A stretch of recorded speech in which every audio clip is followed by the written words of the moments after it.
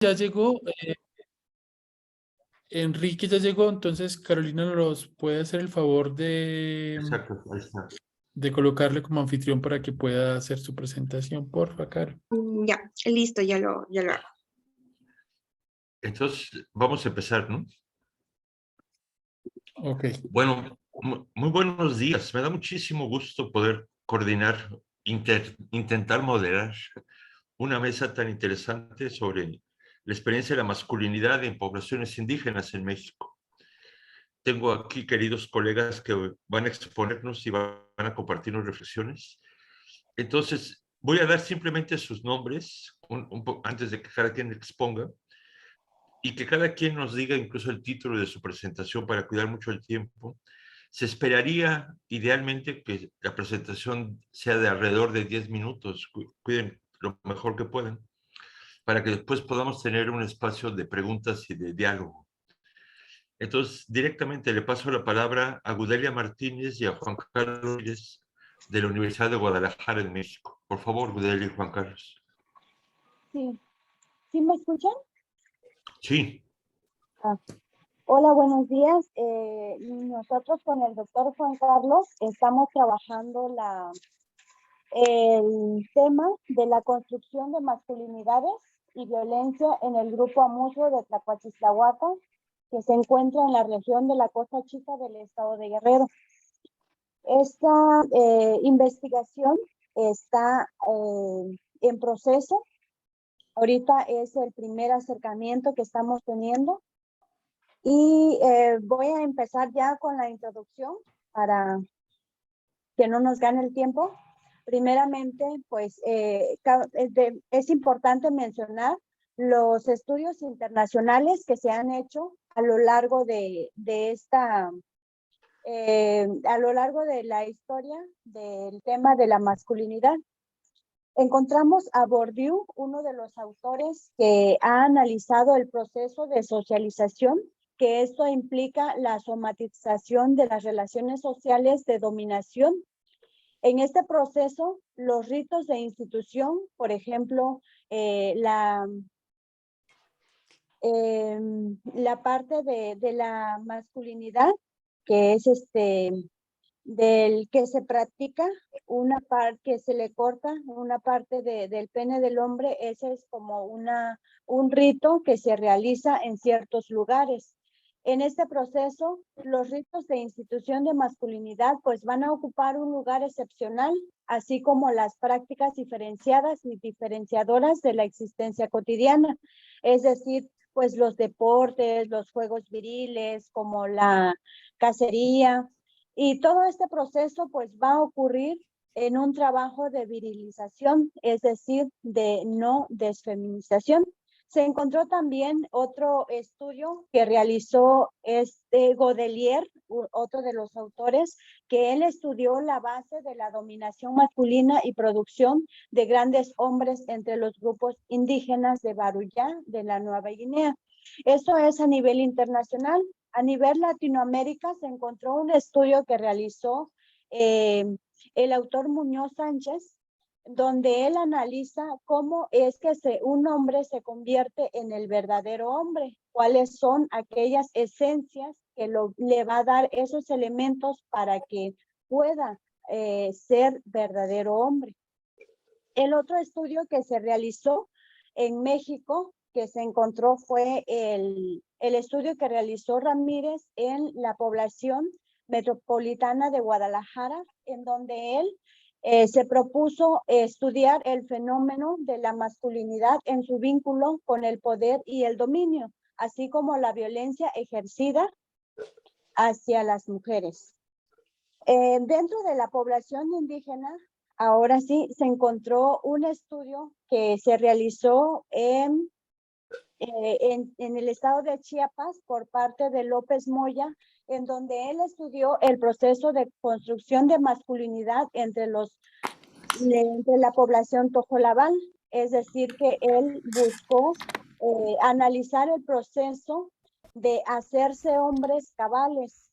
El autor se propuso identificar qué significa para esa población tojolabal el ser hombre de manera cabal.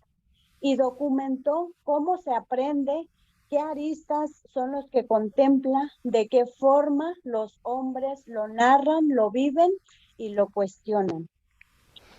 Dentro de la comunidad amuzga que se está estudiando, no se encontró ningún estudio enfocado a lo que es la masculinidad y específicamente a esta población indígena.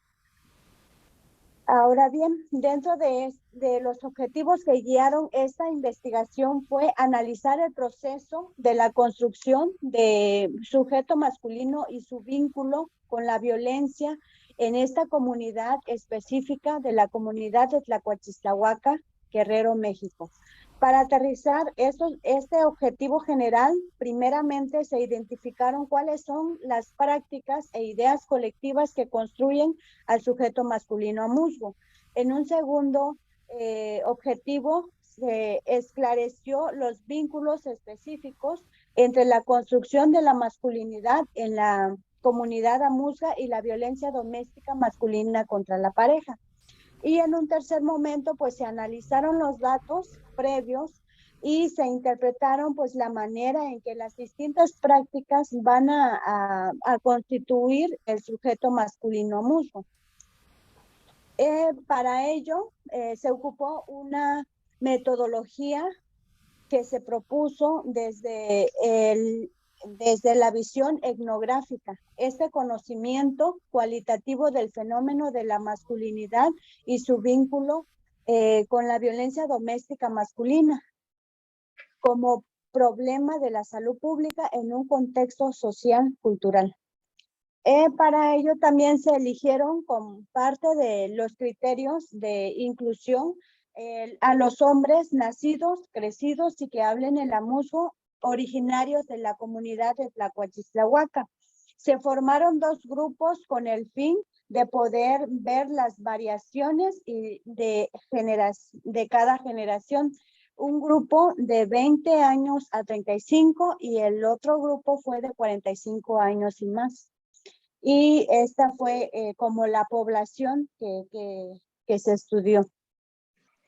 Dentro de la metodología se encontraron las técnicas, bueno, se ocuparon más bien las técnicas de observación que se fueron registrando en un diario de campo y pues a través de esas observaciones apuntadas en el diario de campo también se transcribieron y se fueron complementando con las entrevistas a profundidad. Dentro de esas técnicas, pues se ocuparon los instrumentos que fue la guía de las entrevistas a profundidad, la guía de observación y el consentimiento informado. Y también se ocupó las consideraciones éticas de la Universidad de Guadalajara. Y en el proceso del análisis de los datos, como fueron aplicadas las entrevistas a profundidad en la lengua de la comunidad, entonces al ir transcribiéndolas se fueron traduciendo al español para posteriormente pasar a la categorización y con el apoyo del software, el Atlassian, se pudieron analizar. Y se obtuvieron los siguientes resultados.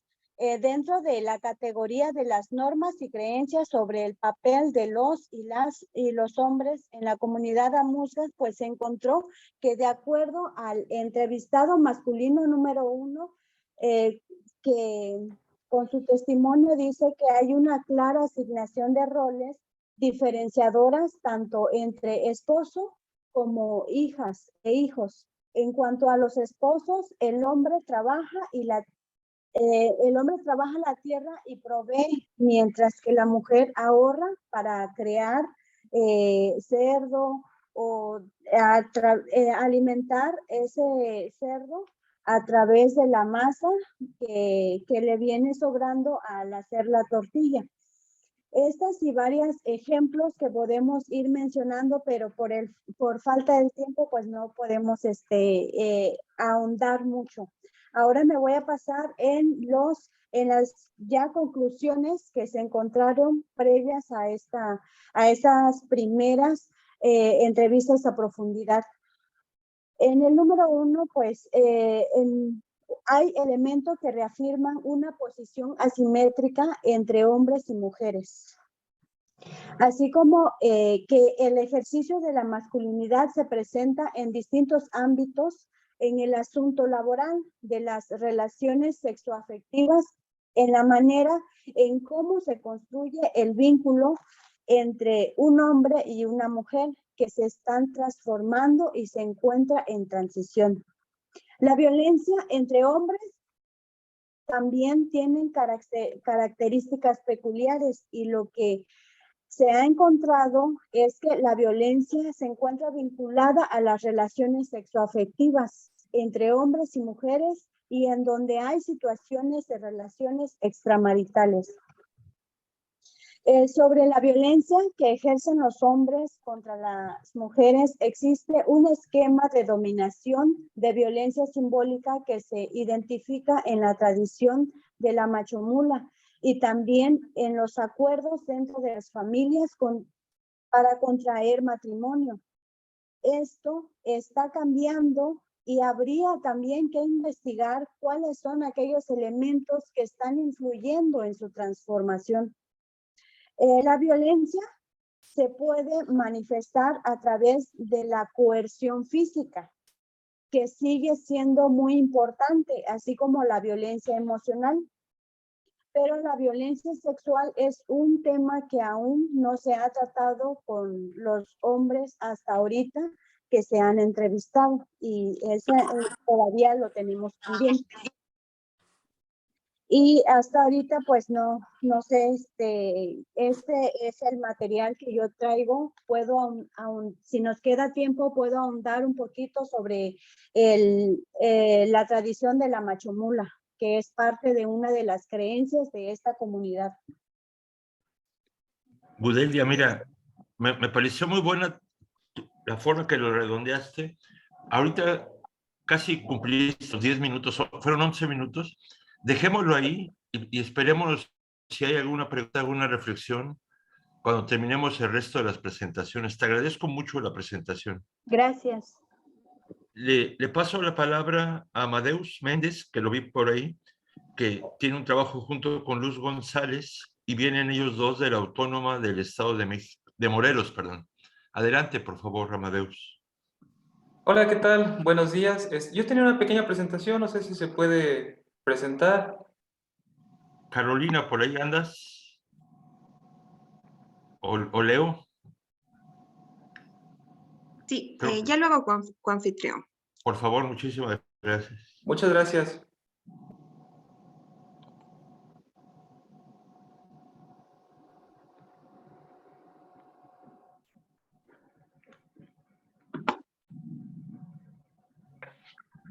Disculpa, no te encuentro. ¿Puedes levantar tal vez la mano, por favor, para ponerte como anfitrión?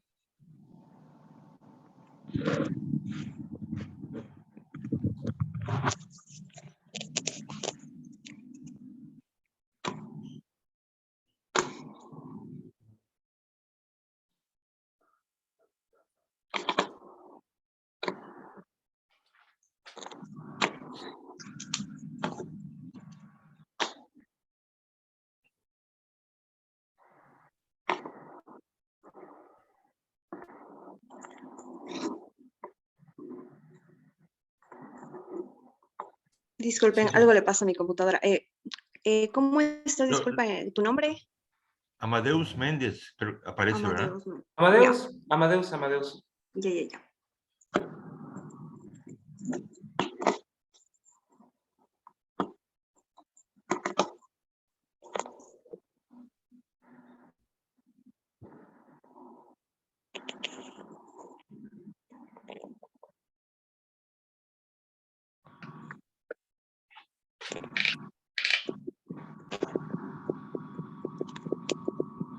Ya, listo. Puedes compartir. Disculpa.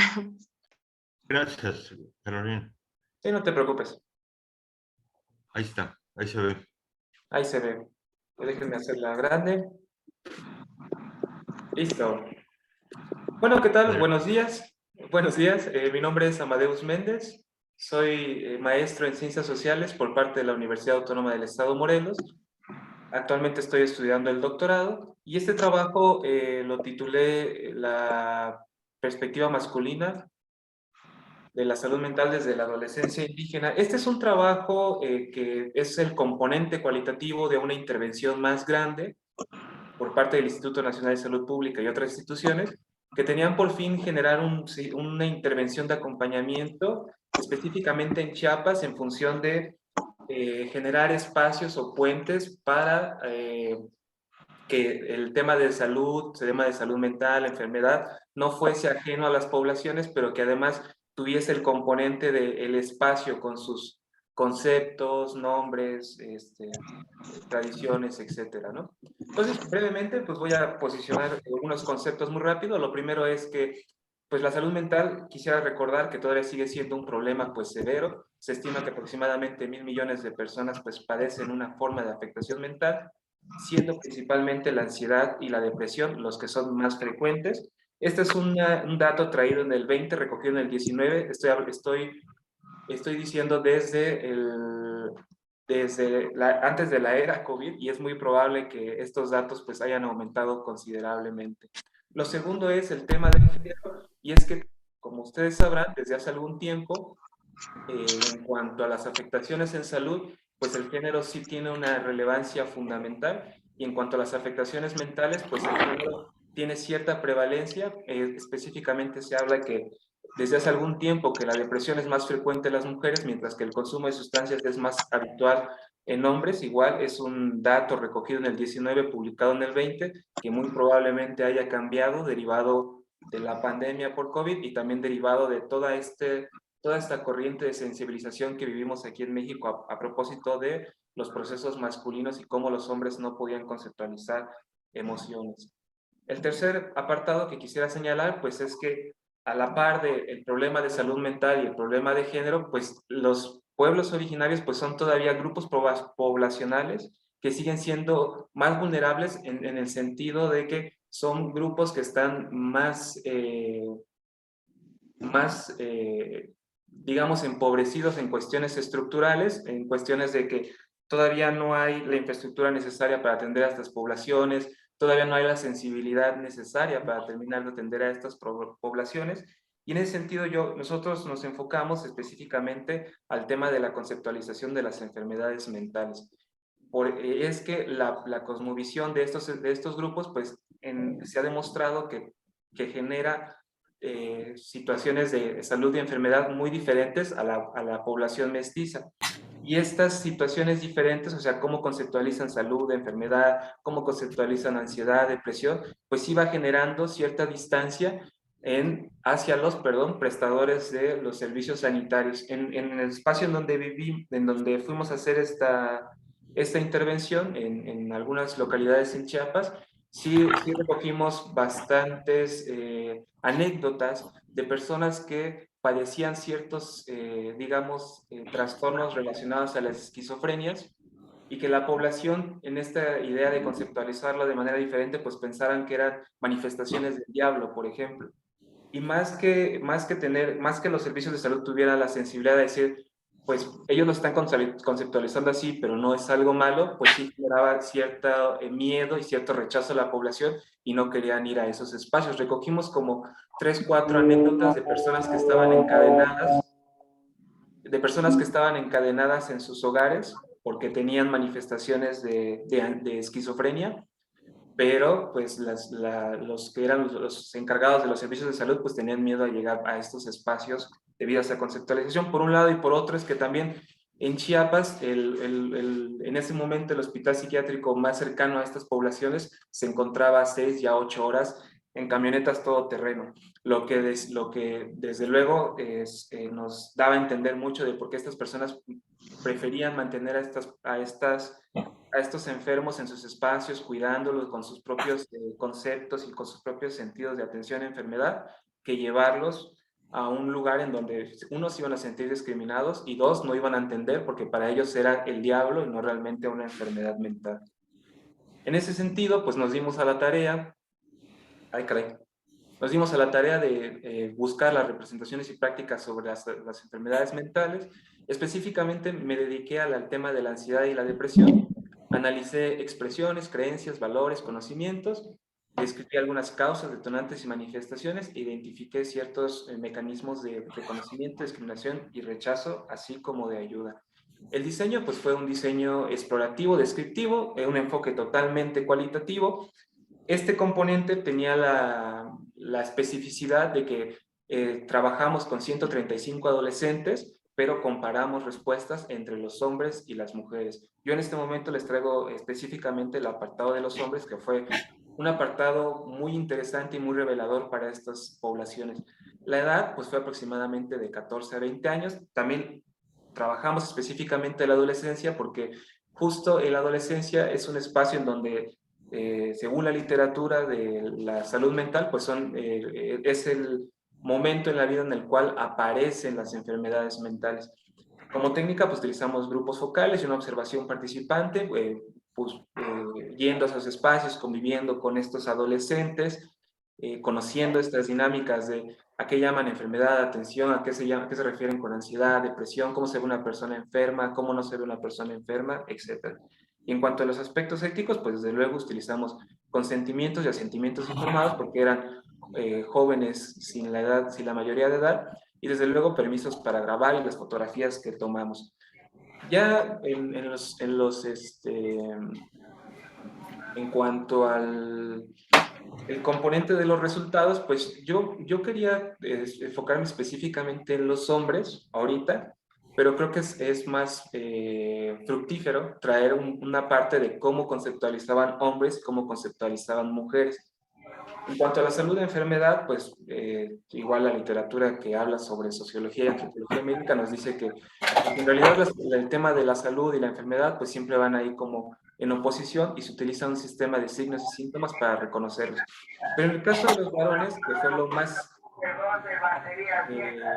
escucho por ahí el micrófono, muchas gracias, que fue el más significativo y que nos habla mucho de... Nosotros como que pensamos que íbamos a encontrar todavía estos aspectos más culturales, estos aspectos más contextuales de los espacios, pero la sorpresa que nos llevamos fue más bien que como que para el tema de la salud mental en estos espacios, pues ya la globalización se ha encargado de llevar pues, ansiedad, depresión, cómo tratarlas, etcétera, ¿no? O sea, como que no pensamos encontrarla tan tangible, pero ahí estaba. Pero lo que nos realmente nos sorprendió fue más bien el tema del género en cuanto a los hombres y todo este trabajo que se han hecho sobre los hombres, de cómo los hombres no cuidan de sí mismos y cómo los hombres tienen muchos problemas para manifestar emociones, que era algo que todo el tiempo estábamos recogiendo.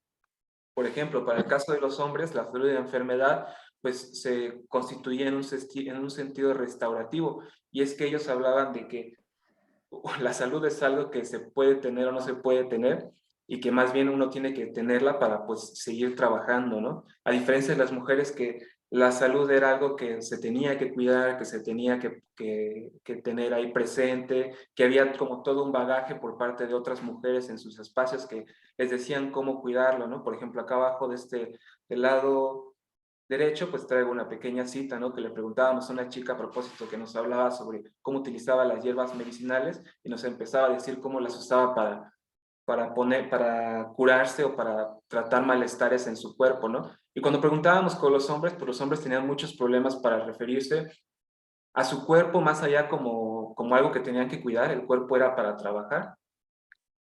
Y lo que nos llevamos, así como que fue una sorpresa muy grande, porque en realidad no estábamos buscando eso en un primer instante, fue que pues había un sentido muy latente de que la enfermedad pues era algo como una especie como de suerte, ¿no? O sea, si te tocaba estar enfermo, pues ni modo. Por ejemplo, les preguntábamos a los chicos, ¿no? ¿Cuándo vas al médico, no? Y muchos de esos chicos decían, no, pues yo cuando voy a visitar el panteón, no, pues cuando me siento mal, no, pues cuando ya siento la calaca susurrándome, cosas por ese estilo.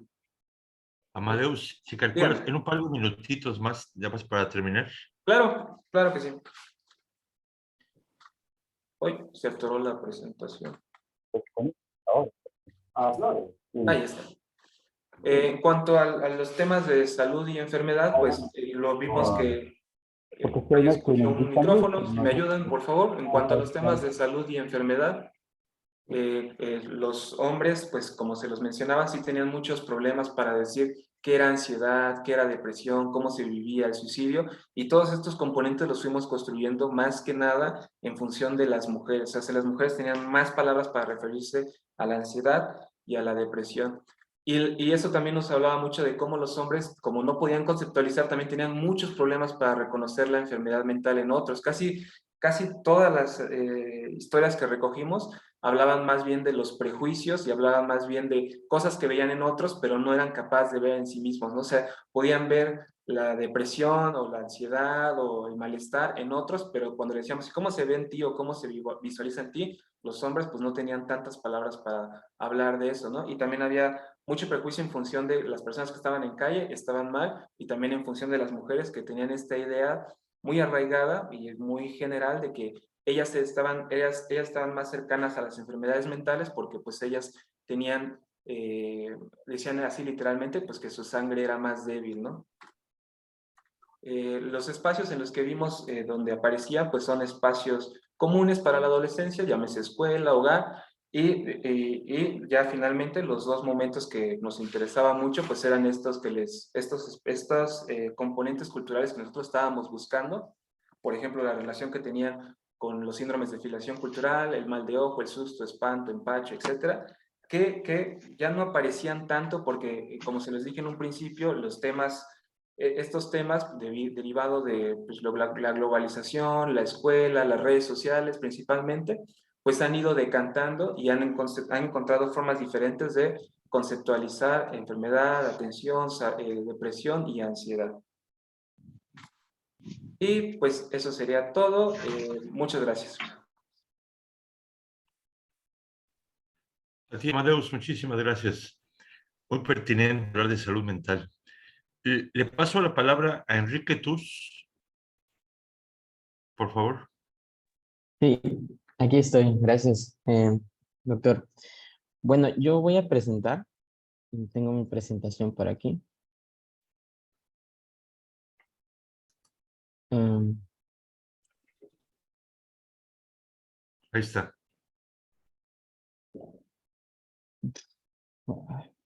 Permítame.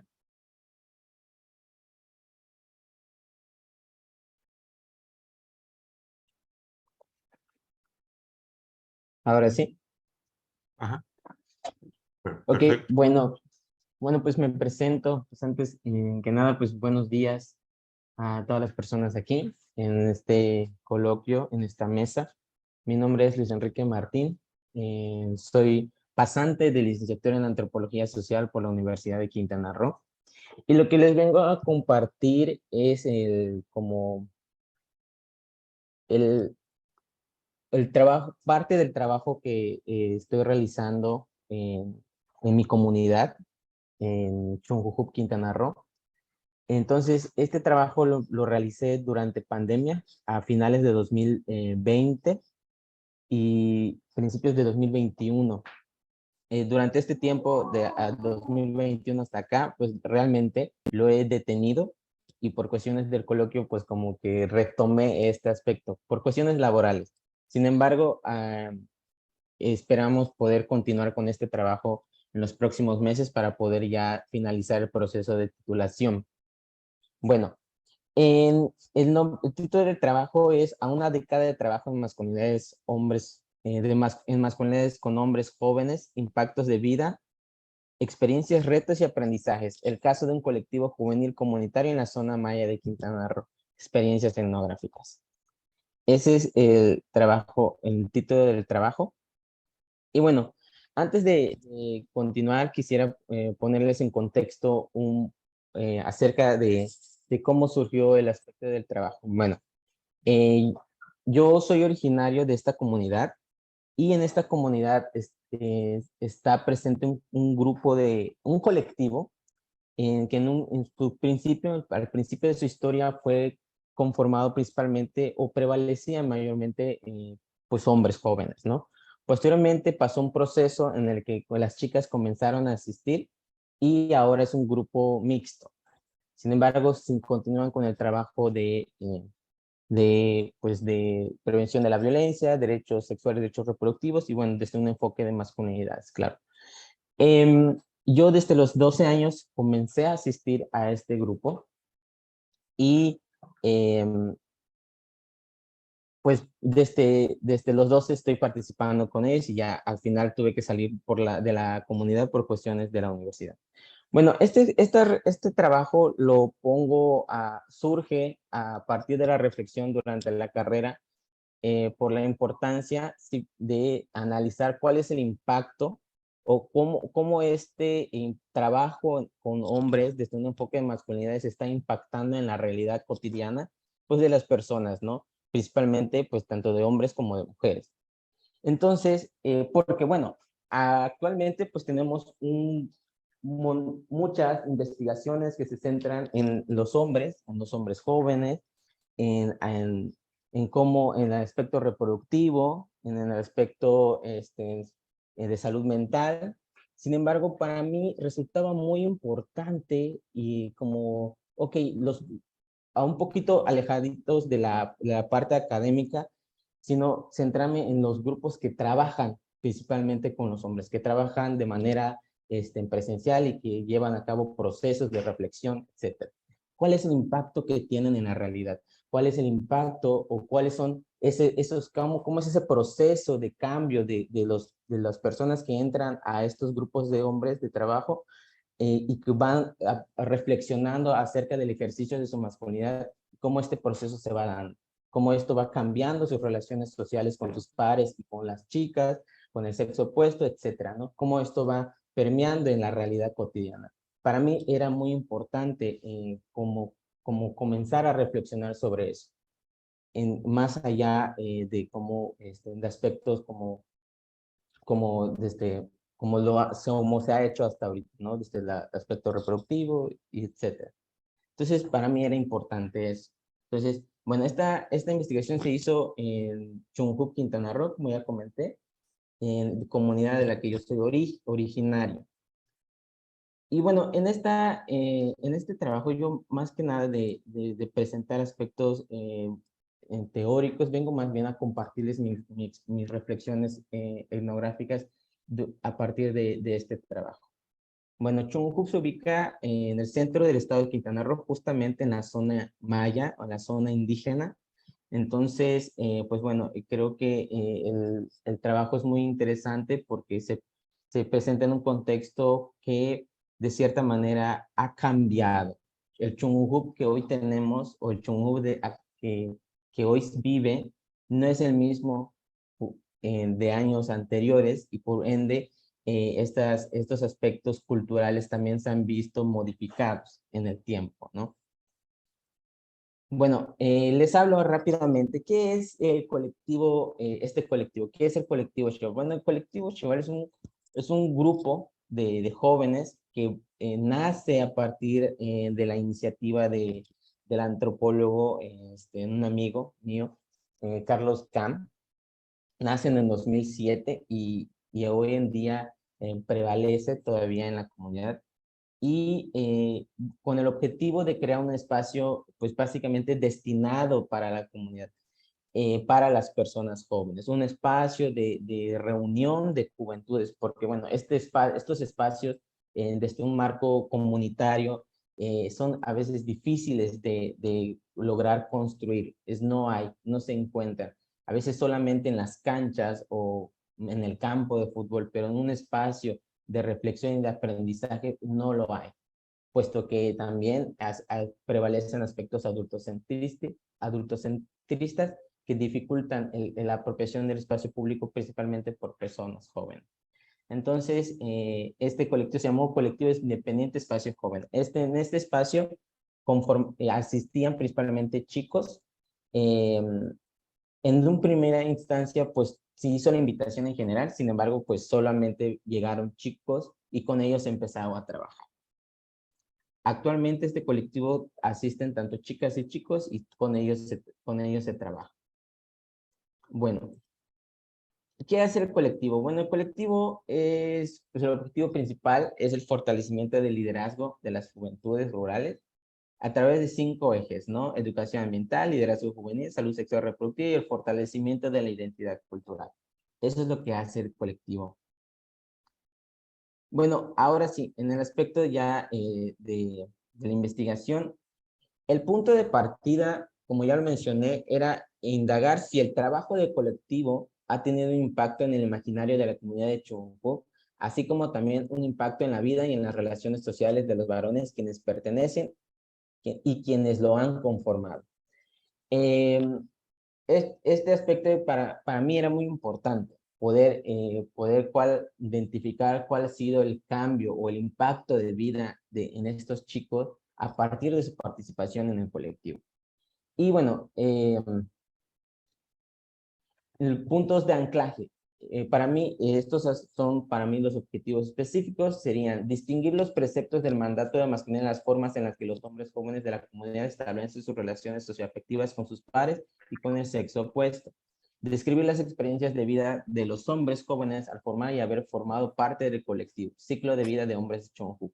Este ciclo de vida de hombres de Chonjú, yo lo rescato a partir que en la comunidad, en aquel entonces, cuando se inició la investigación, no había un espacio de estudio, de educación superior. Entonces, el ciclo básicamente era la formación académica hasta el nivel preparatorio y eso implicaba salir de Chonjú. Entonces, eso yo le llamo el ciclo de vida de hombres de Chonjú. Conocer el impacto del trabajo del colectivo juvenil en las actitudes de los hombres jóvenes en el ejercicio de su masculinidad y sus relaciones sociales con las mujeres y otros hombres. Bueno, estos serían para mí los puntos de anclaje a partir del objetivo general, ¿no? Y bueno, la metodología fue una investigación estrictamente de carácter cualitativo, puesto que pues nos centrábamos principalmente en aspectos de historia de vida, en aspectos de entrevista, y no nos centramos en aspectos estadísticos. Entrevista a integrantes de las diferentes generaciones individuales, tanto entrevistas individuales y en grupos focales. Y bueno, este aspecto de la investigación. Perdón, Enrique, nada más sí, calcúlale un par de minutos para redondear, por favor. Ok, gracias, doctor. Bueno, decía, últimamente este aspecto de investigación digital lo incluyo, puesto que en las redes sociales he detectado ciertos aspectos de la masculinidad, del discurso de la masculinidad hegemónica que prevalece en los chicos en las redes sociales. Entonces, para cerrar, dentro de la comunidad, el colectivo es un referente importante, aunque también hay una mala imagen en un determinado grupo de personas, puesto que hay una mala imagen, puesto que es un grupo de jóvenes. Entonces, si por una parte es valorado, es importante, por otro lado también es cuestionado, bastante cuestionado. El espacio ha sido un lugar sumamente importante de encuentro para las juventudes de la comunidad. Lo aprendido en el espacio ha influido en la toma de decisiones de vida más asertivas en sus integrantes. Son más conscientes de las desigualdades entre hombres y mujeres, pero no se cuenta con un referente metodológico que permita replicar el proceso. Y también el discurso está, pero en las acciones cotidianas no permea en la realidad. Y esto creo que es lo último con lo que yo cierro, puesto que este aspecto es uno de los cuestionamientos principales que hacen desde el movimiento feminista a las masculinidades o al trabajo de las masculinidades, puesto que, ok, el discurso está, el trabajo está, pero no se traduce a la realidad, no podemos verlo en la realidad. Entonces, este aspecto es lo que yo detecto en los chicos. La conciencia está, pero no lo vemos en el ejercicio de sus relaciones sociales. Y bueno, cierro con esto. Gracias. Gracias a ti, Enrique. Muy interesante escuchar sobre un colectivo de hombres y de mujeres en ese contexto. Le paso la palabra a Rodrigo Alonso, del Fondo Global para la Niñez en Claxo, en México, por favor. Muchísimas gracias, doctor. Muchas gracias también a quienes están escuchándonos. Me es muy grato ver o leer varios nombres conocidos. Nos encontramos ya parecen siglos, pero en Costa Rica, también Enrique, que sigo muy de cerca también el trabajo del colectivo, así que es muy muy bueno estar entre amigas, amigos, amigues. Y bueno, me presento muy rápidamente. Yo soy Rodrigo Barraza. Soy codirector regional para el Fondo Global para la Niñez, que es una organización global que tiene como misión apoyar organizaciones comunitarias y de base que promueven los derechos de niños y adolescencias. Esta investigación, esto que les voy a presentar, además de que es un proceso que lleva más de un año y que está por empezar a su segunda fase, también es parte de mi investigación postdoctoral que estoy haciendo con Claxon Infancias y Juventudes. Entonces es también un poco este diálogo entre la práctica y la parte también más académica, ¿no? Entonces yo también voy a compartirles muy rápidamente mi presentación para irles comentando. Y a ver, soy malo con esto. Ok, creo que ahí la están viendo. Y se llama así, Batzil Vinik, Hombres Verdaderos, Apuestas por una Masculinidad Decolonial en Chiapas, México. Tiene que ver una experiencia también formativa, una experiencia pedagógico-política con un grupo de jóvenes que son originarios de los Altos de Chiapas, ¿no? Y la escuela está en San Cristóbal de las Casas, Chiapas. Primero, también como una muy breve introducción, pues sabemos que uno de los agentes socializadores, uno de los espacios más importantes de las dimensiones para institucionalizar el género, y especialmente esta masculinidad patriarcal, pues es la educación, ¿no? Dentro de la educación, además de visibilizar muchas de las brechas que existen entre el acceso, pues también ya dentro de los procesos educativos ocurren muchas prácticas, muchos sistemas, hay muchos espacios en los cuales la masculinidad patriarcal se repite, ¿no? Entonces, desde la misma educación se han intentado subvertir estos estereotipos, subvertir estas narrativas, y cada vez más se incluye también el enfoque de masculinidades, promoción de masculinidades alternativas, antipatriarcales, sanas, nuevas, pues ha tenido muchos nombres, pero cada vez más también se responsabiliza a los varones y se buscan activar o generar procesos educativos, procesos pedagógicos dirigidos específicamente a ellos.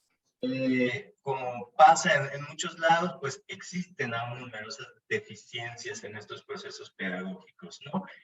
No hay objetivos claros, los mecanismos de monitoreo y evaluación también son muchas veces inexistentes, los docentes tampoco son involucrados en el proceso, y justamente más que una lógica de proceso, más que buscar promover procesos de cambio social, se realizan actividades sueltas y sin mucha vinculación, ¿no? Y como decía Enrique, pues desde esta perspectiva adultocéntrica, muy pocas veces también se les pregunta a las niñeces y juventudes cuáles son sus inquietudes y cómo pueden ser participantes activos del proceso educativo.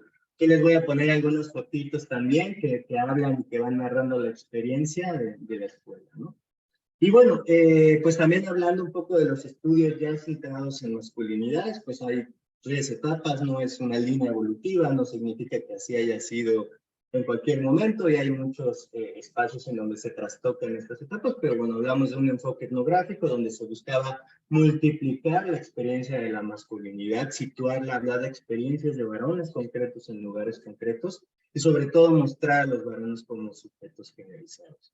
Después muy rápidamente se le empieza a incluir una dimensión mucho más vinculada al poder, entender la masculinidad hegemónica, entender la masculinidad como un orden de género basado en la preponderancia de los varones por encima de las mujeres y de otras disidencias sexuales, ¿no? Y hay una tercera etapa que también está teniendo bastante preeminencia, que es un enfoque mucho más político, en donde también se trata buscar y promover masculinidades alternativas, buscar fracturas al modelo patriarcal de masculinidad, ¿no? Aquí podemos ver otra fotografía. Entonces, digamos que se da esta posición entre la masculinidad hegemónica, este modelo universal de hombre en oposición a lo femenino, muy basado en la violencia, muy basado en el control y en fortalecer el ideal viril, que esto se va institucionalizando, se va naturalizando, se va legitimando, y empezar a generar resistencias a este modelo en lo que se ha llamado también masculinidades antipatriarcales, ¿no? Que tienen muchas explicaciones. La crisis del estado de bienestar, que obliga también a los hombres a compartir muchas de las responsabilidades en el espacio doméstico, el movimiento feminista que nos interpela desde diferentes espacios, y la revolución corporal y sexual, ¿no?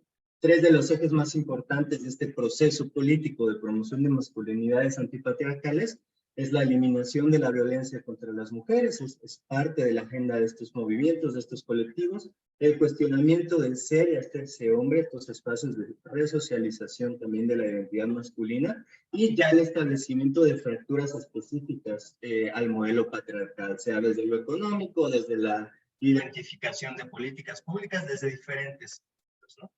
Pero bueno, estos modelos también, estas prácticas ya más, más políticas, más experienciales, al igual que lo que veíamos con los men's studies o con la parte más teórica, pues también tiene limitaciones, ¿no? Algunas de las 4 que quisiera mencionar aquí es que hay modelos verticalistas, modelos adultocéntricos, se ven a las niñeces sin género y el género sin niñeces, ¿no? Y obviamente también muchas veces sin sexualidad. Hay un enfoque que a veces termina recayendo en lo terapéutico, hay una mercantilización y banalización de la construcción masculina. Hay poca rigurosidad, como ya lo mencionaba, ¿no? En esa parte también más pedagógica, y a veces hay despolitización, ¿no? Hay machismos ilustrados como se dice, para seguir reclamando y legitimando espacios de poder. Aquí hay otras fotografías, y ya para ahora sí hablar de la escuela en sí. Esta escuela que, ay, el nombre no me alcanza a ver ahí, pero bueno, lo que significa es construyendo otros hombres, empieza en marzo de 2020, termina la primera fase en octubre de 2021 en San Cristóbal de las Casas, México. Es un espacio que está patrocinado por 2 organizaciones comunitarias y de base allá, que es Voces Mesoamericanas y la Coalición Indígena de Migrantes de Chiapas. Y estuvo conformada esta primera generación de la Escuela de Masculinidades por 25 jóvenes indígenas de 7 comunidades de Chiapas, ¿no? También algo que se intentaba es promover el diálogo intergeneracional, así que hubo participantes de 14 años hasta más o menos 40, ¿no? Y se intentó promover mucho el diálogo intergeneracional, pero con un enfoque de juventudes y de niñeces, es decir, reconociendo que hay dinámicas de poder y buscando promover su participación también activa en los debates, en todas las actividades. En este tiempo se hicieron 6 sesiones sobre 3 ejes: memoria, identidad y cuidado. Cada sesión estuvo dedicada a algo: paternidades, capitalismo y racismo y otros sistemas de poder, manejo emocional. Muy importante decir que antes de que empezara la escuela se generó un espacio participativo. Tuvieron 2 encuentros en donde las personas participantes diseñaron también cómo querían que fueran las metodologías, cuáles eran las temáticas que ellos querían desarrollar y de qué manera querían que se llevaran a cabo estos módulos. El objetivo principal era promover la reflexión crítica de las y los participantes para identificar propuestas de cambio individuales y colectivas, recuperar y fortalecer valores culturales profundos y formar promotores comunitarios para la justicia de género. Creo que una de las principales inquietudes de los jóvenes participantes era cómo no verlo, como muchas veces ellos lo habían visto o lo habían vivido en otros espacios, como un proceso de colonización, donde alguien les iba a decir cómo tenían que comportarse como hombres, donde iban a recibir regaños, donde se les iba a decir, bueno, esto está mal, y en las comunidades indígenas hay más machismo, muchos de estos componentes también racistas, cómo poder verdaderamente visibilizarlos y hacer algo al respecto. En Chiapas, nada más para dar un contexto muy grande, hay racismo, hay violencia estructural, hay violencia sexual y de género. Es el 4º lugar en embarazos adolescentes. Hay 7 municipios en Chiapas con alerta de género. Y bueno, es un estado con una alta composición indígena, tiene varios grupos indígenas ahí: tzotziles, celtales, tojolabales. En este caso trabajamos con jóvenes tzotziles y celtales. Muchos de ellos habían tenido experiencia migrante, habían vivido situaciones de explotación laboral, pero ya estaban vinculados a algunas organizaciones y movimientos que hay ahí, ¿no? Algo que también es importante mencionar es que antes de esta escuela ya había una experiencia previa de una escuela de mujeres indígenas, y justamente después de 3 años trabajando con ellas, desde las mismas comunidades surgió esta intencionalidad, este deseo de, bueno, ¿qué sucede con los hombres, no? Si no los involucramos, no solamente el alcance es limitado, sino que ponemos en riesgo también a estas mujeres, ¿no?, de recibir más violencias. Algunos de los enfoques de la escuela: la educación popular, tratamos de verlo como un espacio de liberación, de disfrute también, partiendo en el cuerpo, en la experiencia, el aprendizaje situado. Perdón, Rodrigo, ¿Sí? nada más si puedes calcular un par de minutos más, por favor. Claro que sí. Para ir redondeando. Claro. un abordaje interseccional y decolonial, es decir, ver cómo su identidad también se relaciona con otras estructuras de poder, y la pedagogía de la ternura, construir espacios sanos, espacios de cuidado, espacios de confianza, ¿no?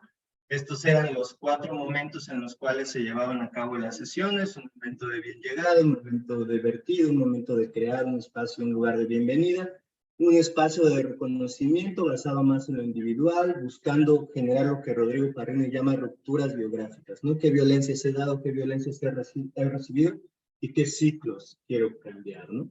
Un momento de reconexión, es decir, politizar la experiencia individual y ver que esto no es una cosa que me sucede solo a mí, sino que también se despliega a nivel comunitario en varias instituciones. Y un momento de reelaboración. Ok, ¿qué puedo hacer para transformar esos sistemas desde lo individual, lo familiar y lo comunitario?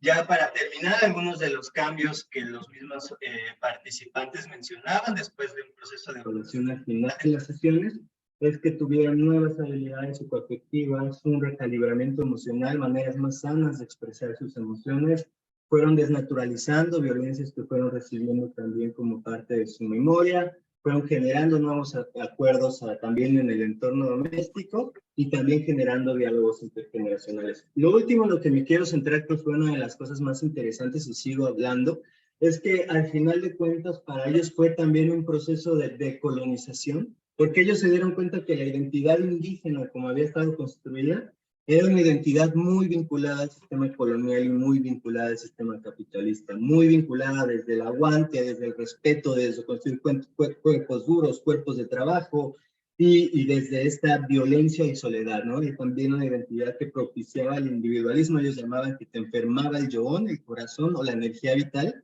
y se dieron cuenta que una de las tareas políticas de este trabajo era recuperar lo que ellos llaman el Batzil Binit, los hombres verdaderos, cómo florecer el corazón, cómo promover la grandeza y la dignidad individual y colectiva, cómo promover el Lekilkus Lejal, la vida buena, desde el reconocimiento de las y los otros, ¿no? Entonces fue muy, muy interesante cómo empezaron a elaborar el proceso y su identidad desde, esto es un proceso de recuperación de estas raíces, de estos valores culturales profundos, ¿no? Y ya para terminar, estos son algunos de los retos que vimos. Es importante seguirlo trabajando desde un enfoque comunitario. Fue muy poco lo que se pudo hacer en temas de generar propuestas de política pública que trascendieran el espacio. Y también fue muy poco lo que se pudo hacer en cuanto a que se dialogara con otros movimientos por la justicia de género, como el movimiento feminista, etc. Buenas prácticas, que se hizo un diagnóstico y un diseño participativo al principio, que muchos de los facilitadores fueron personas indígenas, muchos de los diálogos se hicieron en Tzotzil y en Celtal, las discusiones fueron contextualizadas, que también no solamente se discutió de la masculinidad, sino que se practicaron otras masculinidades, hicimos títeres, fuimos al zoológico, fuimos al cine, o sea, como espacios para estar juntos, para generar prácticas que ellos en sus comunidades pues no pueden hacer verdaderamente, y pues el diálogo intergeneracional. Y los próximos pasos, ya para terminar, pues se está realizando una evaluación participativa del proceso. Los jóvenes participantes, estos 25 jóvenes, ya están replicando muchos de estos talleres en sus propias comunidades. Se juntaron en San Cristóbal, pero ahora en sus diferentes comunidades están empezando ellos a hablar con niños y jóvenes.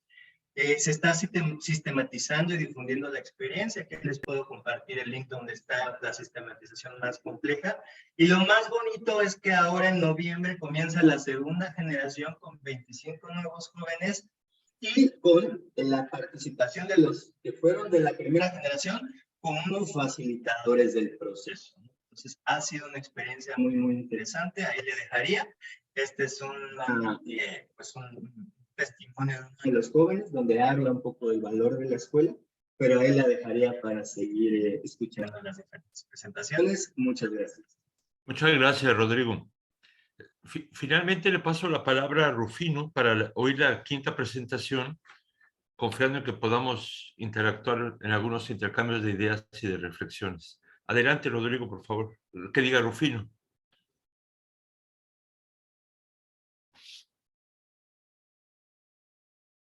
Sí, permítame un momentito, por favor.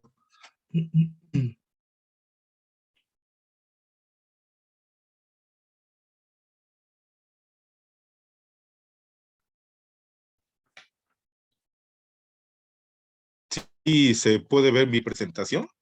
Sí, sí, perfecto. Ok. Creo que Bueno, le pues puedes muchas poner gracias por... modo presentación para que se vea más grande todavía. Sí, gracias, mi hermano. Sí, bueno, Ahí. muchas gracias pues por aceptar la propuesta de ponencia.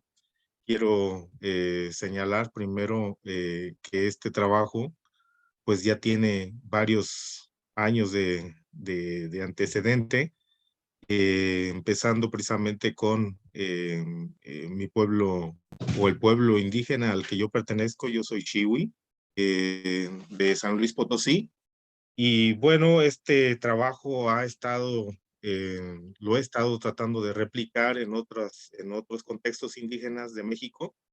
Y en este caso voy a presentar precisamente las exploraciones etnográficas y el trabajo etnográfico y que he estado realizando con pueblos, con personas indígenas, nahuas y totonacas de Puebla. Y bueno, ya explicaré por qué estamos trabajando en esto y por qué estoy trabajando en esto. Voy a tomar un poco el tiempo para no pasarme. Eh, el objetivo principal de este trabajo es entender el significado y ejercicio del poder en imaginarios, estructuras y relaciones de género entre hombres y mujeres. Vuelvo un poquito atrás.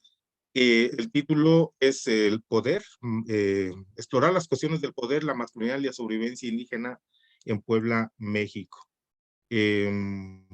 Señalo precisamente que el objetivo central es entender el significado y ejercicio del poder en imaginarios, estructuras y relaciones de género entre hombres y mujeres indígenas. La finalidad es generar información para contar con elementos teóricos y metodológicos orientadores de procesos que contribuyan al empoderamiento de las mujeres indígenas y contribuyen también a la construcción de relaciones equitativas de género, pero sobre todo en este caso está dirigido a una práctica que hemos estado tratando de hacer de intervención con grupos de varones indígenas, y la idea es apoyar a los varones indígenas en sus procesos de transformación masculina, en este caso reconociendo que está condicionada por ordenamientos y mandatos patriarcales, heterosexistas, étnicas y del sistema mundo capitalista. El trabajo se realiza prácticamente en dos comunidades, una en la Sierra Norte de Puebla, y la otra, bueno, la Sierra Norte de Puebla es Ixtepec, que es una de las comunidades totonacas más pobladas y que se asumen con mayor población indígena, que se autoafirma o se autoidentifica como totonaca. La otra es en San Mateo Solco, municipio de Calpan, en la Sierra Nevada, al pie o en las faldas de los volcanes del Iztaccíhuatl y el Popocatépetl. Y bueno, aquí esta población también se asume en este caso como una población nahua. Y aunque, bueno, tenemos cuestiones exploratorias por ahí que cómo entran a esta cuestión de la identificación indígena. El trabajo es un trabajo etnográfico en esta primera etapa, aunque paralelamente hemos estado trabajando con procesos de investigación participativa y desde la educación popular en la promoción de grupos de reflexión de varones sobre o en torno a las cuestiones de la masculinidad indígena. La primera consideración en este caso metodológica es que se dirige a hacer un análisis de discursos, de representaciones y de acciones desde la perspectiva de género, con su intersección con la etnia, la generación y la posición social. Este trabajo tiene como, considerando el contexto del entramado social, las identidades y las condiciones sociales que se encuentran en los pueblos indígenas, está precisamente permeado o contextualizado dentro del despliegue del sistema mundo occidental y capitalista, recurriendo a los discursos o a las propuestas de Dussel y de Wallstein para entender esta cuestión, ¿no? Los resultados que hasta ahora hemos tratado de resaltar en este trabajo de investigación, en primer lugar, es reconocer que en el contexto de este despliegue del sistema mundo occidental, la convivencia cotidiana indígena, pues está ceñida por costumbres donde las identidades originarias, étnicas y de género resilientes se encuentran en conflicto y en negociación. La cotidianidad doméstica y comunal expresa tradiciones evidenciadas como procesos resilientes y resignificados, lo que ha favorecido la sobrevivencia y la reproducción étnica, donde la identificación como entorno al imaginario indígena contemporáneo, pues por una parte confronta, pero también reconcilia lo ancestral con las convivencias con contenidos simbólicos occidentales. Por otra parte, encontramos o se encuentra precisamente en ese trabajo evidencias sobre la vigencia de rasgos del orden de género convencional al patriarcado, orientado precisamente desde lo heteronormativo en la cotidianidad doméstica y comunal. ¿A qué me refiero con lo doméstico y lo comunal? En este caso, al espacio precisamente que se construye como lo más íntimo de la familia, y lo comunal, lo público, precisamente las relaciones que se tienen y los microespacios que establecen la comunalidad, las interacciones entre individuos. Y la construcción de algunas instituciones especiales que reproducen precisamente costumbres y representaciones, y donde se da precisamente el ejercicio del poder. Lo doméstico y lo comunal, en este caso, son espacios de significación y ejercicio del poder entre mujeres y hombres indígenas, donde cada vez más es cuestionado lo convencional de los arreglos de género, sus relaciones, evidenciando quiebres, aunque son apenas visibles. Se esperaría que se intensifiquen en torno a la transformación del orden patriarcal y lo heteronormado indígena.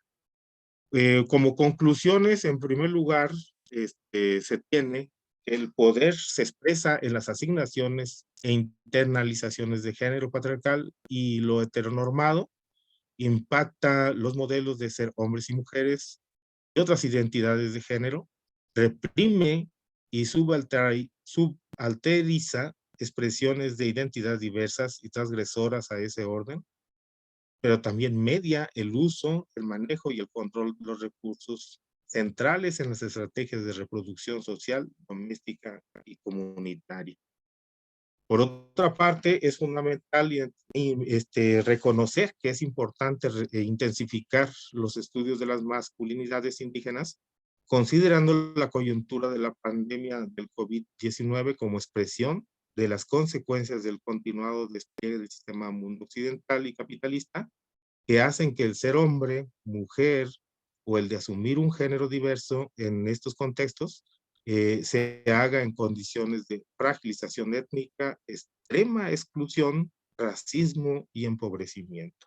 Esta situación es bien importante reconocer que los discursos de Dussel sobre el despliegue del sistema mundo occidental, que inicia precisamente con la colonización, y que su impronta ha estado precisamente mellando la sobrevivencia indígena en México, es un asunto importante para contemplar la forma en que se concibe, se hace y se practica las masculinidades y las feminidades en estas situaciones en general. Muchas gracias. Me llevé 8 minutos, 21 segundos, así es que ojalá y hubiera oportunidad después de hacer un poco más de reflexión y discusión sobre esto. Muchas gracias, Rufino, y muchas gracias por la cooperación para los minutos. Miren, tengo las 10:13 y tengo entendido que lo máximo que se espera es que acabemos a las 10:45. Entonces tenemos potencialmente media hora para poder interactuar y compartir comentarios. Voy a leer rapidísimamente 3 comentarios primeros para empezar a calentar motores que aparecieron en el chat. Y voy a empezar por el de Udea. Alguien le preguntaba que si podía poner los textos o las referencias que mencionó como contexto de su trabajo. Entonces, aprovecho para pedirle a las 5 personas que expusieron que si pudieran ponernos en el correo cada una, así para todos, su correo electrónico, para que haya una comunicación más directa posterior al encuentro. Porque incluso a Rodrigo le preguntan los enlaces para ver la experiencia. Y a Enrique también. Entonces, si tuvieran la posibilidad los 5 de poner sus correos electrónicos, sería muy rico para después poder interactuar. Ahora, un comentario que le hacen a Amadeus, y por eso voy a empezar a pedirle la palabra. Alguien comenta que es evidente la dificultad que tiene el Estado para vincularse con los temas de salud mental, incluso con esas percepciones que se tienen de lo paranormal o lo que yo le llamaría un pensamiento, algunos le llaman mágico sin quererlo descalificar, pero que al final de cuentas muestra, como lo dijo Amadeus, como otra cosmovisión. Entonces, la pregunta, la refraseo para Amadeus, es ¿qué tan viable ven la posibilidad o ves la posibilidad de que cosmovisiones diferentes interactúen?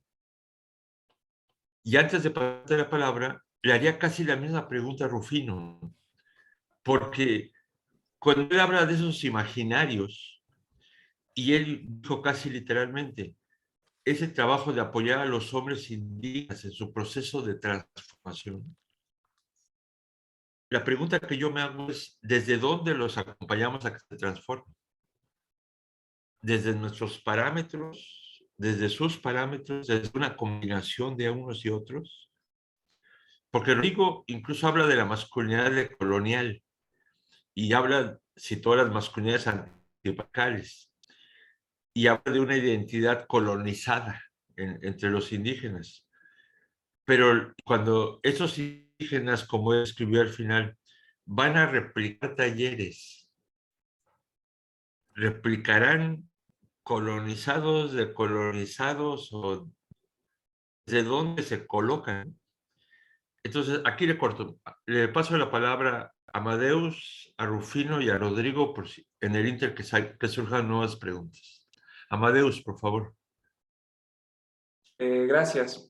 Yo puedo decir que justo nuestra experiencia ha como posibilitado pensar que sí es posible pues construir conceptos, por llamarlo de alguna manera, desde cosmovisiones, desde ellos, o sea, sí es posible. De hecho, la intervención que les señalé en un principio, ese era el fin, ¿no? O sea, más que llegar y nosotros decirle, esto es salud mental a la banda, más era como, ¿ustedes cómo conceptualizan salud mental, enfermedad, atención, etcétera?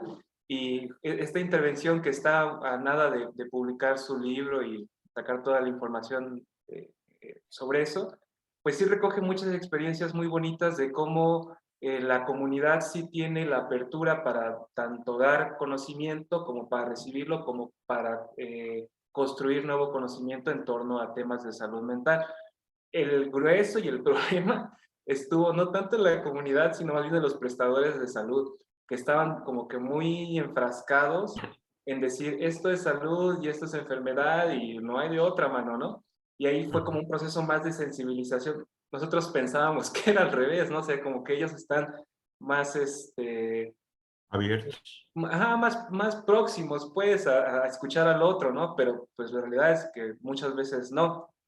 Y estaban más enfrascados en decir esto es salud, esto es enfermedad y hágale como sea, ¿no? Pero, pues ha sido un trabajo colaborativo, integral, lento, he de decir que ha sido un trabajo lento, ha sido un trabajo de 4 o 5 años y ha tenido frutos en una comunidad, ¿no? O sea, también eso es importante de resaltar porque al final también Desde el otro lado preguntaban, desde el Estado, pues el Estado tiene urgencias todo el tiempo, ¿no? Y en esas urgencias termina homogenizando conocimiento, termina señalando cosas que tal vez ni siquiera tienen que ver con la comunidad, pero pues es urgente, hay que resolver, ¿no? O sea, desde mi experiencia les puedo decir que sí, que se construye y que es un proceso que requiere mucha sensibilidad, mucho tacto y desafortunadamente tal vez pues mucho tiempo.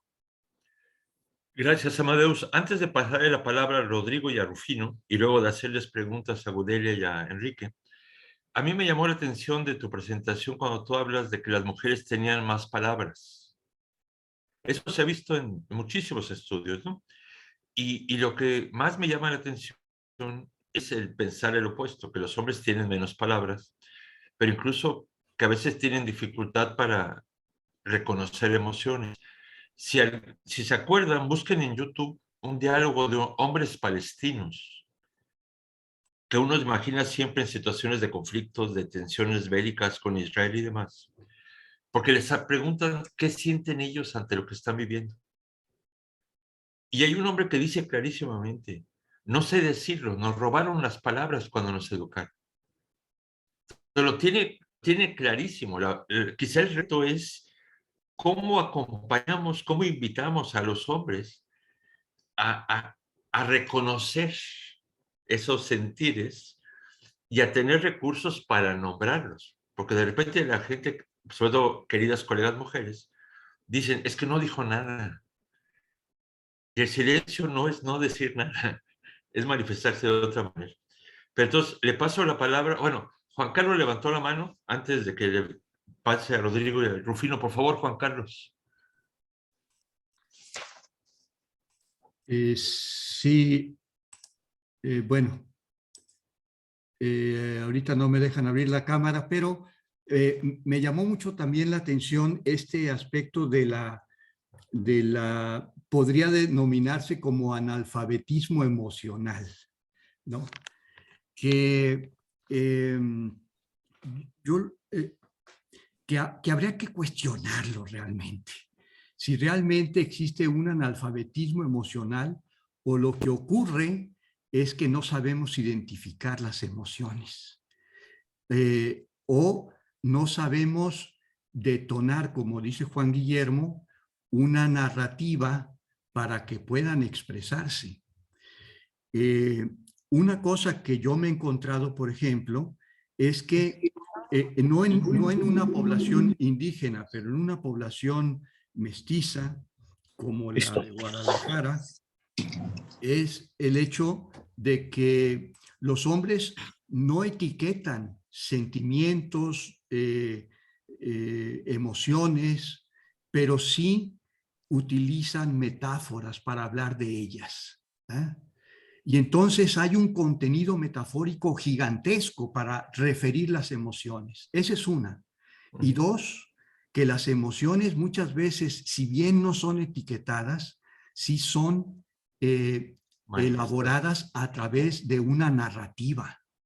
Entonces la narrativa se transforma en el contenido emocional. Entonces creo yo que habría que cuestionarnos si realmente los hombres padecemos de este analfabetismo emocional y si lo padecemos, ¿en qué grado? Y por otra parte, si en realidad nuestros dispositivos metodológicos y teóricos no son lo suficientes para dar cuenta de ese fenómeno. Yo lo dejaría ahí. Bueno, hay otras preguntas que a mí me gustaría hacer, pero más adelante. Muchas gracias, Juan Carlos.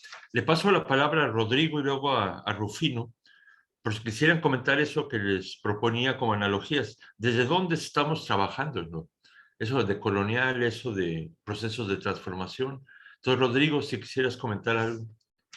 Claro, empiezo como también me hace mucho eco esto, me resuena bastante lo que dice el doctor Juan Carlos, ¿no? Como un muy pequeño ejemplo también en este espacio político-pedagógico, tratábamos de encontrar metáforas como para mirar cómo ellos pues significaban un poco su identidad y fue muy fuerte la metáfora de la piedra, ¿no?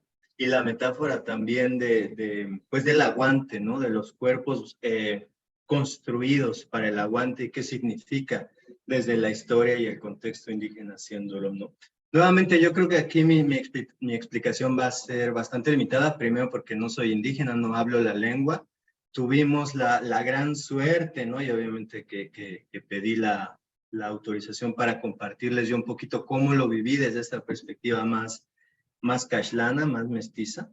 Pero con la participación pues, de gente muy, muy buena, con un bagaje académico, pero además sí gente de la comunidad como Shuno López, ¿no? Que con ellos trabajó muchísimo el tema de la espiritualidad, la espiritual maya, pero pues en su propio idioma. Eran espacios en donde me decían, Rodri, muchas gracias, espéranos tantito y después regresas, pero esto lo queremos hablar nosotros, ¿no?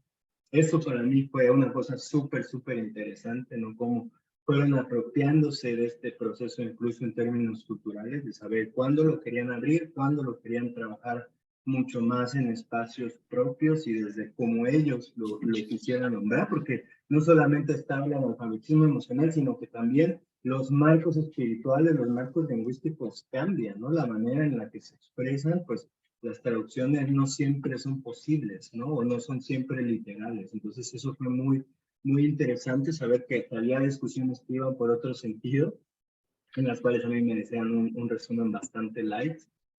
Y eso también, otro elemento que a mí me sorprendió, ¿no? Hablando de las réplicas, pues lo más importante es que ellos tomaron la iniciativa de hacerlo. Y eso fue lo que a mí más me interesó y creo que es también una buena señal, ¿no? Cuando no es como, ok, lo tienes que hacer y vamos a ir, sino era volver y decir, ¿saben qué? Lo que hablamos, pero tener un espacio para hablar con los hijos de mis sobrinos y con gente de la comunidad y tal vez incluso a nivel familiar, pues empezamos a tener ciertas discusiones, empezamos a tener ciertos debates, ¿no? Nuevamente sí quiero ser muy cauteloso, esto fue bastante limitado, es uno de los principales, como en muchos espacios, ¿no? Los principales miedos que se tienen, porque ya lo decía Enrique, bueno, y esto si se saca a nivel más comunitario, más público, ¿cómo se ve? ¿Qué puede generar? ¿Qué respuestas negativas o qué espacios también de decir, bueno, tú ya no estás queriendo ser parte de la comunidad, estás queriendo pues cortar algunas de nuestras prácticas, entonces, ¿qué está pasando? Pero sí, para mí una gran señal es eso, ¿no? Que no fue algo como que estaba desde un principio pensado así, sino que se fue dando a partir de la experiencia de ellos y cómo lo vivían nuevamente, pues como este espacio incluso de liberación, de sanación, ¿no? De muchos dolores que se traían por ahí, ¿no? Entonces es lo que quisiera decir ahora para no... Bien. Muchas gracias, Rodrigo. Rufino, ¿quisieras comentar algo más?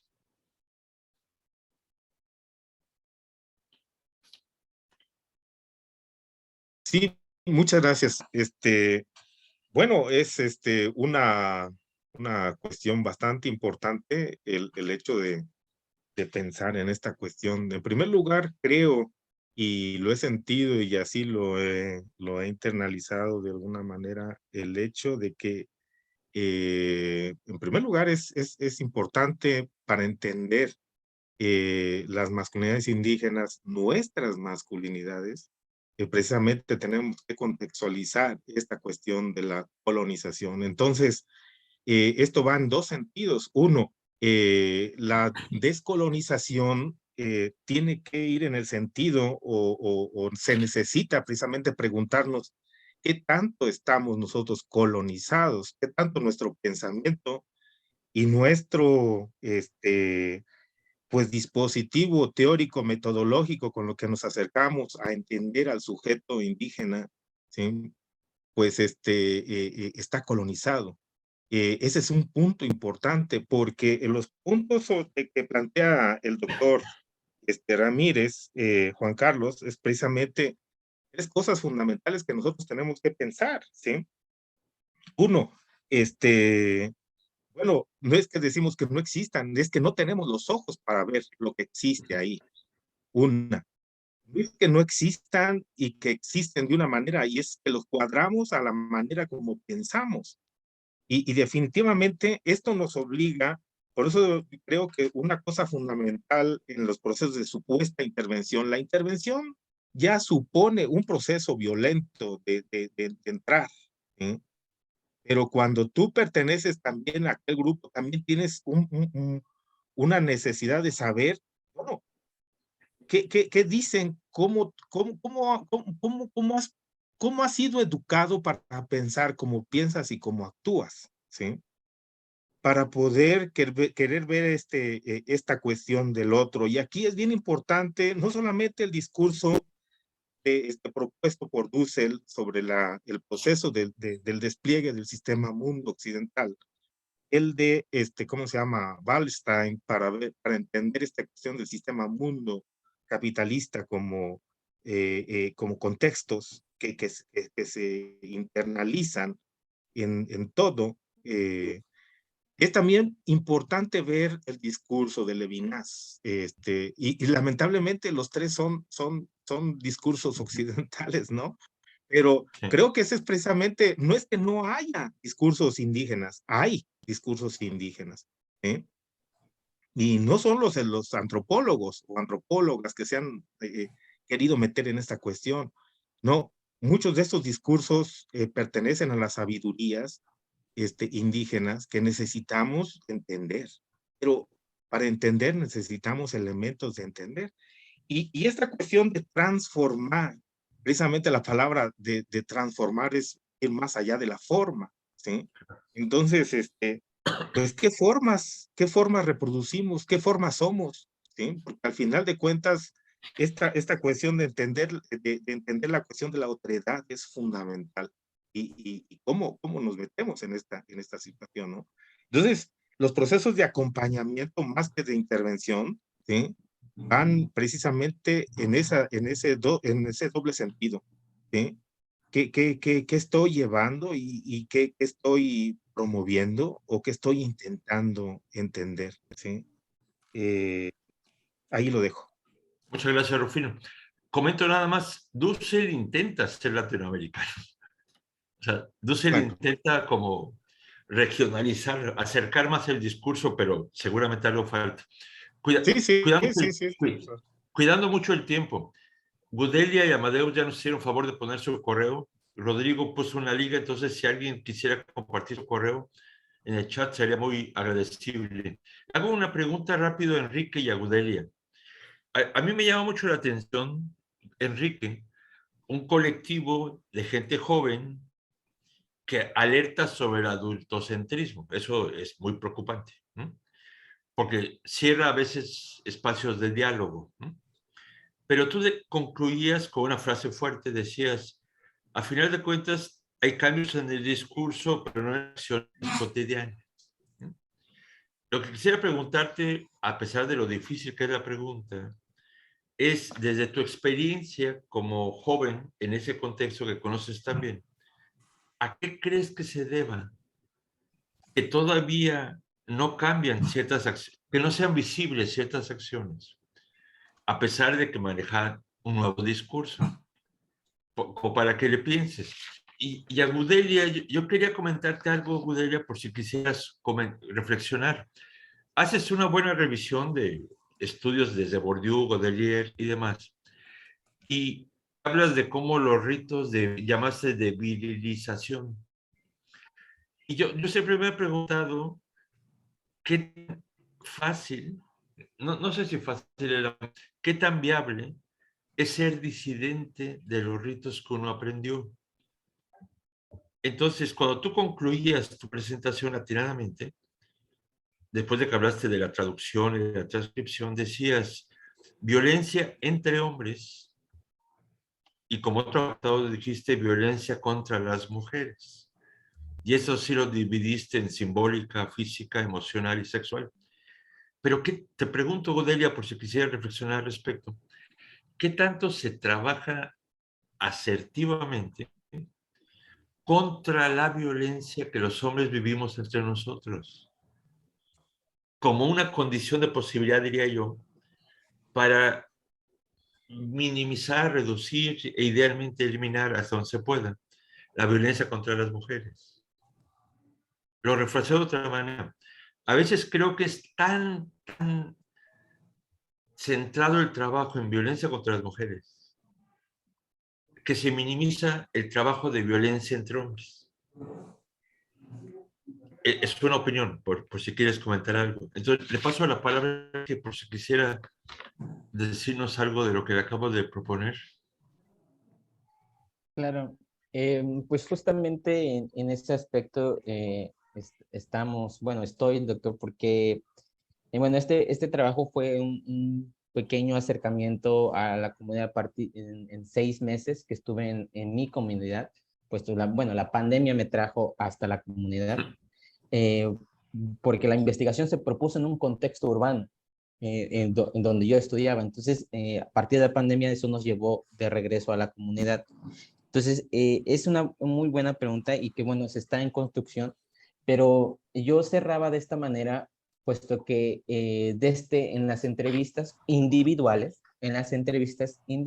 con los chicos, manejaban esto, ¿no? El discurso diciendo, no, pues es que la violencia no debe ser, nosotros debemos ser más conscientes, y el discurso está, el discurso consciente está. Sin embargo, cuando hacíamos los grupos, hacía los talleres o los grupos focales y se reunían y convivían, estaba esta socialización patriarcal entre ellos, ¿no? Ese diálogo donde manifestaban ciertos aspectos de la masculinidad, del hombre que debe tener muchas parejas, el doble hombre fuerte, del hombre músculo, el hombre fuerte, el hombre que no llora, ¿no? Estos parámetros los manejaban en su socialización. Entonces, yo cerraba, y también en las redes sociales, ¿no? Compartían, y esto lo recalco, que recientemente lo agrego, lo pienso tomar en cuenta en la investigación como una etnografía digital. En el aspecto de sus redes sociales comparten memes o comparten reflexiones un poco, bastante relacionadas a la masculinidad hegemónica, el consumo de la pornografía, el consumo, la hipersexualización de las mujeres, el consumo del contenido. Entonces, ahí están presentes. Y yo lo manejo, lo cerraba de esta manera porque, bueno, está en el discurso, pero no lo logramos traducir en la realidad. Puesto también, y un aspecto importante que platicábamos con una mamá, es que, bueno, él llega, pero no se hace parte de las responsabilidades que hay en la casa, ¿no? Entonces vemos el discurso, pero no lo vemos en la realidad. Entonces, yo pienso que, y cierro con esto, los privilegios de la masculinidad no son cómodos, no nos incomodan. Y creo que este es el paso que hay que dar, que esos privilegios nos incomoden, que nos hagan reflexionar para poder dar el siguiente paso. Y eso es lo que hace falta, que los privilegios nos incomoden, porque actualmente no son muy cómodos. Enrique, te agradezco y te felicito por esa última reflexión. Me parece muy interesante explorar cómo hacer que los privilegios sean incómodos. Muchas gracias. Gudelia, no sé si quieras comentarnos algo más.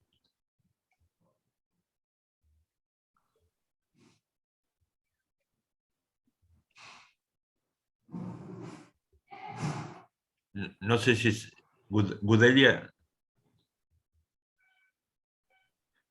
Bueno, si acaso se logra conectar o se logra abrir el micrófono. Adelante, Gudelia. Ya. A ver si ya me puedo conectar.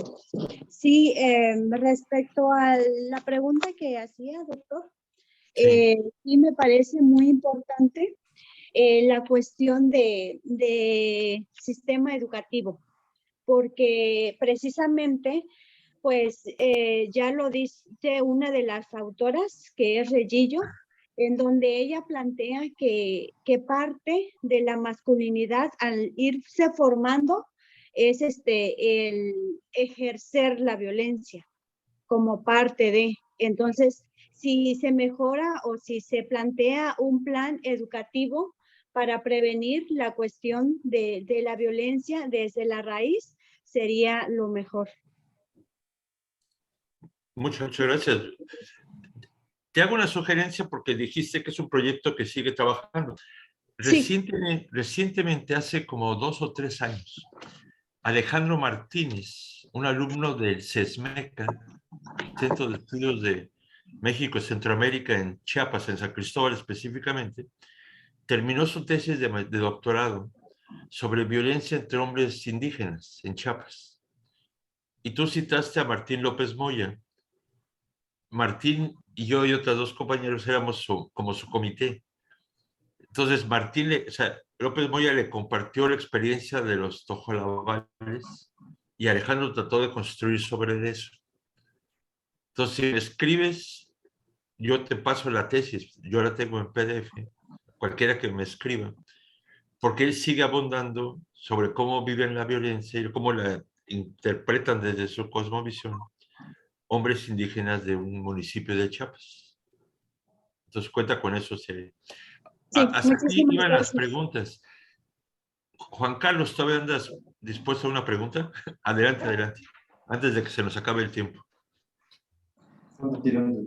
Y bueno, es que es muy provocadora toda la mesa. Hay muchas cosas que me gustaría comentar, pero No se le apagó, ¿sí? Perdón, ¿sí me escuchan?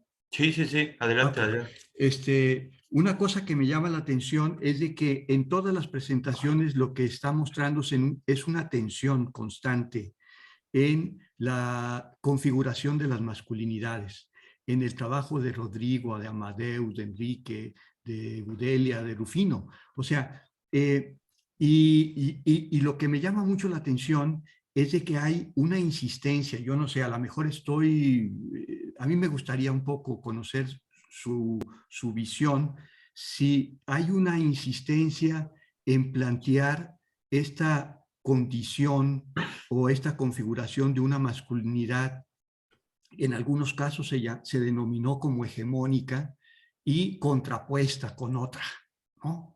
O sea, es una suerte, algo así como de un binarismo dentro de las configuraciones de masculinidad. A mí me gustaría un poco que comentaran si realmente dentro de estas comunidades, de estas experiencias que ustedes han tenido, logra identificarse una masculinidad hegemónica, o lo que estamos encontrando o lo que ustedes están encontrando son configuraciones muy diversas en donde hay tensiones incluso dentro del mismo sujeto. O sea, el mismo sujeto que plantea un discurso que dice los hombres somos así y así, pero realmente en lo que está enfrascado es en una disyuntiva, en el hecho de adoptar ciertos mandatos y otros mandatos los está transformando. O sea, hay una suerte de modificación, de adopción, de crítica y adopción de mandatos que sí asimila, sí introyecta, sí se adhiere de una manera, a manera de una convicción, y hay otros mandatos del mismo sujeto que dicen, no, a este no le entro y yo renuncio a eso, ¿no? Entonces, a mí me gustaría un poco conocer qué es lo que piensan acerca de eso. Eso es por una parte. Por otra parte, me parece muy interesante esta tensión que colocas, Rufino, entre acompañamiento e intervención, ¿no? Y me gustaría un poco, Rufino, si pudieras abundar en este proceso de acompañamiento, porque este asunto del acompañamiento y la intervención, eso se da en comunidades mestizas también. Entonces, ¿hasta dónde el asunto eventualmente llega a constituirse como una nueva moral, ¿no? En términos de qué estamos transmitiendo. Y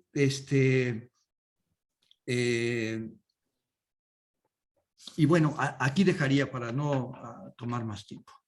Gracias, Juan Carlos. Hace un momento levantó la mano Rodrigo y yo le voy a pasar la palabra a Rufino por si quiere contestar algo de lo que Juan Carlos le sugería considerar. Sí, muchas gracias.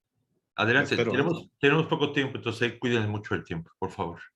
Yo muy rápidamente volvería a poner sobre la mesa algo que ponía Enrique de Coincido con el doctor Juan Carlos, creo que hay muchísimas tensiones internas ahí en juego que hay que seguir develando, respondiendo a ellas, nombrándolas. Y una también es el tema de los cambios intergeneracionales, ¿no? Que muchas veces no se ve. Hablamos de masculinidad solamente a nivel de diferencias contextuales, diferencias culturales, pero ¿qué pasa con las diferencias en edades? ¿Cómo se viven las masculinidades de las niñeces, las masculinidades juveniles y cómo dentro de una comunidad indígena eso también genera tensiones, ¿no? Y sobre todo porque, al menos en Chiapas, la edad es muy importante en términos de obtención de poder político, poder espiritual, poder comunitario, los sanadores, quién puede ostentar ciertos cargos, tiene que ver con la edad o con la posibilidad de tener una esposa, tener hijos, ¿no? Entonces creo que sí es otro espacio, creo que está bien nombrar y partir de un eje cultural de la parte indígena, pero ahí entran todavía muchos espacios que seguir trabajando, que seguir nombrando, que seguir develando, y uno de los principales es eso, ¿no? Es por lo menos los jóvenes, los más jóvenes de esta escuela, era el principal temor que tenía, ¿no? ¿Cómo llevamos esto con los mayores? ¿No? ¿Cómo generamos un debate a partir de esto y cómo se nos toma en cuenta verdaderamente, ¿no? El hecho de que migren, ¿no? La migración y cómo la migración impacta a las comunidades e impacta a las vivencias juveniles es otro eje que hay que nombrar, ¿no? Porque ellos ya están migrando otras cosas, ya están trayendo nuevos pensamientos, nuevas prácticas y eso está generando tensiones. Entonces, nada más colocar sobre la mesa eso, ¿no? La importancia de partir de un eje, pero seguir develando nuevos espacios de tensión, ¿no? Sí, más que sensato lo de las intergeneraciones. Rufino, ¿quisieras comentar algo más?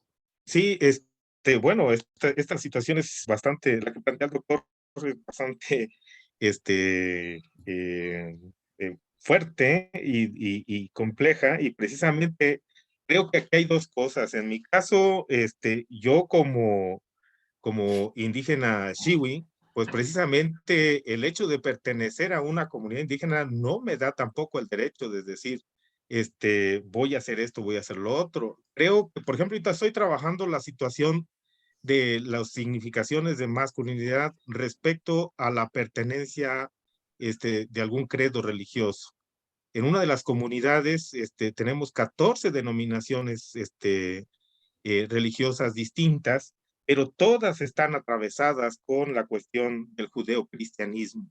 Entonces, este es uno de las improntas más fuertes de los 500 años de la colonización que necesitamos entender para entender al sujeto. Y la otra es estos casi 200 años de doctrina, ideología liberal, en donde se enseñan otro tipo de principios sobre la cuestión de los derechos y los demás, ¿no? Entonces, estos elementos, ¿qué estamos haciendo? Si una nueva moral o no.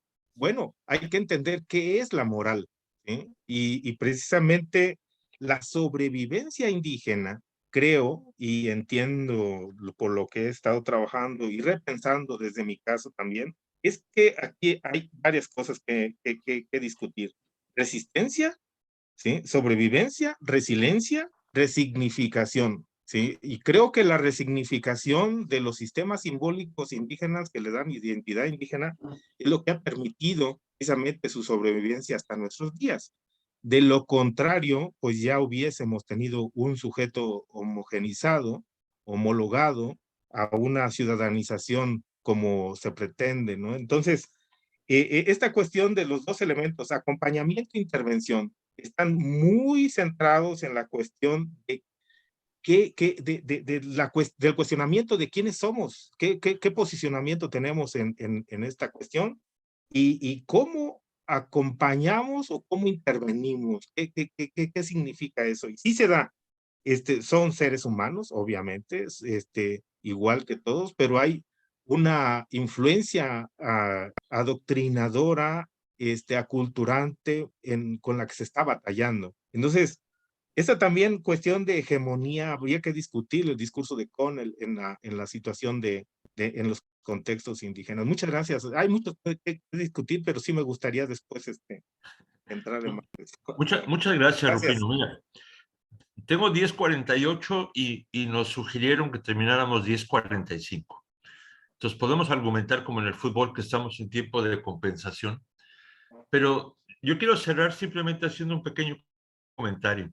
La pregunta de Juan Carlos sobre la potencial nueva moral y lo que ahorita Rufino contestaba, es algo que creo que vale mucho la pena problematizar. Es decir, cuando uno quiere cambiar algo, cambiar a alguien, transformar a alguien o transformarse, la pregunta es desde dónde y con qué legitimidad lo hacemos.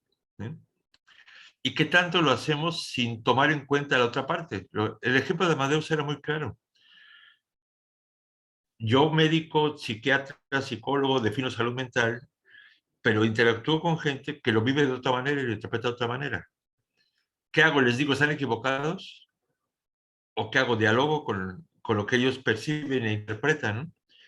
¿Cómo cambiamos a los hombres? Es una pregunta que me he hecho constantemente, pero la pregunta que yo hago antes es, ¿de veras tenemos que cambiarlos? ¿Yo tengo que cambiarlos? Entonces, yo no estoy convencido de eso. Acabo de publicar un texto, si luego a alguien le interesa, con una querida colega Alejandra Salguero, donde hablamos, lo titulamos Dilemas éticos en el trabajo teórico, práctico y político con los hombres. Entonces, yo quiero decirles que la sesión me ha gustado mucho, que hay reflexiones muy valiosas, que qué bueno que ya algunos pusieron sus correos para poder interactuar más adelante, y que no únicamente muestra tensiones, como bien lo decía Juan Carlos, sino muestra más conocimiento que vamos acumulando sobre los hombres. Y ojalá que a todos ya nos sea de utilidad para nuestras futuras investigaciones. Son las 10:50, creo que aquí lo vamos a detener porque a las 11 hay otras sesiones. Les agradezco mucho, mucho su presencia, su cuidado, porque fue bastante... No necesité ser demasiado rígido con los tiempos. Gracias por las reflexiones compartidas y muy buenos días. Buenos días, Buenos hasta días, luego. hasta luego. Gracias, buenos días. Hasta luego, gracias. Gracias, hasta luego. Gracias, Carolina, por la compañía y la ayuda.